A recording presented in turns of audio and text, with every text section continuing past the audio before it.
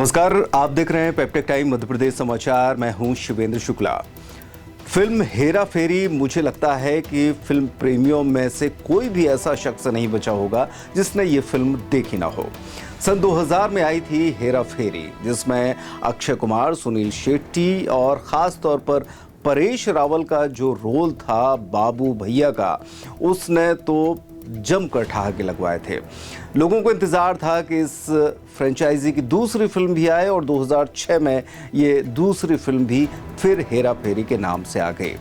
और अब लगातार इंतज़ार और जद्दोजहद के बाद अब ये 2025 का जब समय है तो हेरा फेरी 3 के लिए अनाउंसमेंट हुआ। लोगों की उम्मीदें बढ़ गईं, लेकिन इसमें एक झटका लग गया।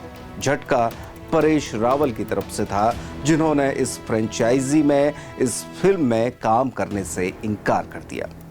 आखिर उनके इस इनकार की वजह क्या है?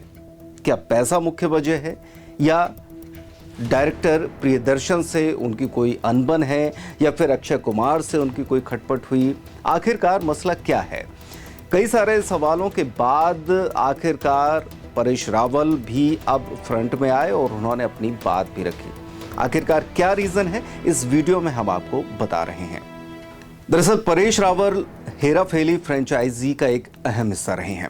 उन्होंने अपने अलग अलग अंदाज से बाबू भैया के किरदार को मशहूर कर दिया था। पिछले दिनों उन्होंने फिल्म से किनारा कर सबको हैरान कर दिया।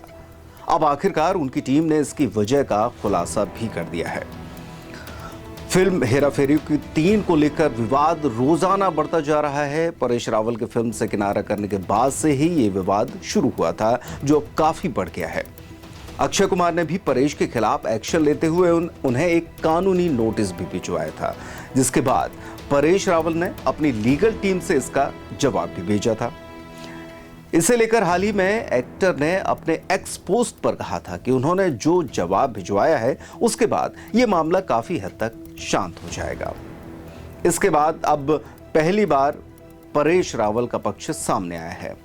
हालांकि हम आपको ये बता दें कि एक चैनल को हाल ही में उन्होंने एक लंबा इंटरव्यू दिया था और उस इंटरव्यू के दौरान उन्होंने अपने दिल की बात साझा करते हुए कहा था कि उन्होंने कई डायरेक्टर से ये लेकर कहा कि मुझे उस बाबू भैया के कैरेक्टर से बाहर निकलना है, कुछ ऐसा करो, कुछ ऐसी फिल्म बनाओ जिससे कि वो जो चीज़ें हैं, एक वो बड़ा बोझ उनके दिमाग में है, क्योंकि उस बोझ की वजह से वो बाकी में उतना खुलकर काम नहीं कर पा रहे।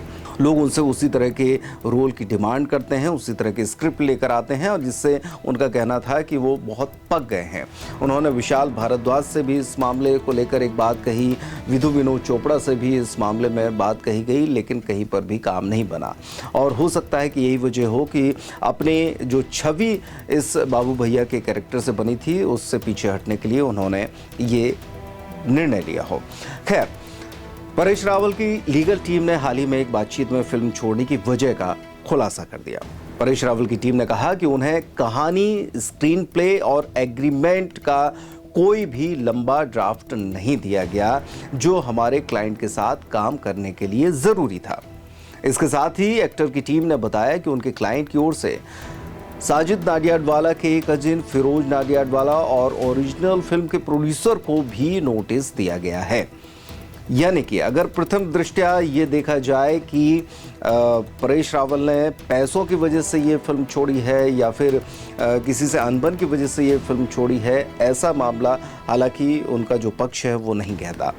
वकीलों ने आगे बताया कि एग्रीमेंट और स्क्रीन प्ले के ड्राफ्ट जैसे ज़रूरी दस्तावेजों की कमी होने के कारण ओरिजिनल फिल्म के प्रोड्यूसर और फिरोज नाडियाडवाला ने परेश के खिलाफ नोटिस जारी किया था।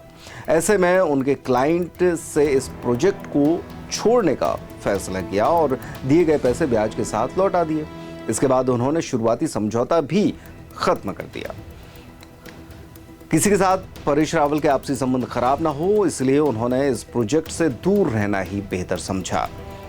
परेश रावल की तरफ से यह भी स्पष्ट किया गया कि उन्होंने हेरा फेरी 3 छोड़ने का फैसला काफी सोच समझ कर लिया है, क्योंकि अब करियर के जिस पड़ाव पर वो हैं, उसमें बाबू भैया का किरदार उनके भीतर की कला को आकर्षित नहीं कर पाएगा। इसके अलावा उन्होंने कहा कि फिल्म छोड़ने की वजह प्रियदर्शन के साथ कोई क्रिएटिव मतभेद बिल्कुल भी नहीं है, बल्कि वो तो उनका बहुत ही सम्मान करते हैं।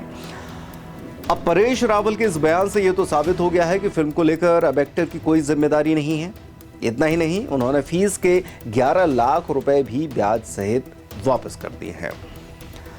पिछले ही दिनों हालांकि अक्षय कुमार की लीगल टीम ने कहा था कि परेश रावल के अचानक हटने से फिल्म को बहुत नुकसान उठाना पड़ा है।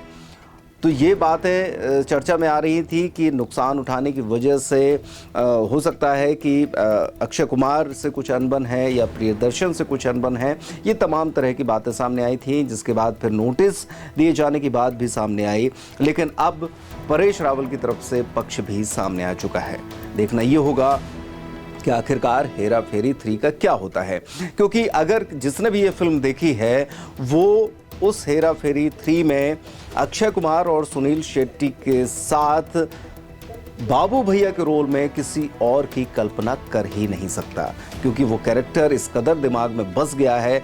इतने सारे मीम्स बने हैं, हर जगह बाबू भैया नज़र आते हैं, मोटे से लेंस का चश्मा, बनियान और पर्दनी पहने हुए जब वो अपने अंदाज में बात करते हैं तो लोग पेट पकड़कर हंसते हैं। ऐसे में अब देखना ये होगा कि हेरा फेरी 3 का भविष्य आखिरकार क्या है।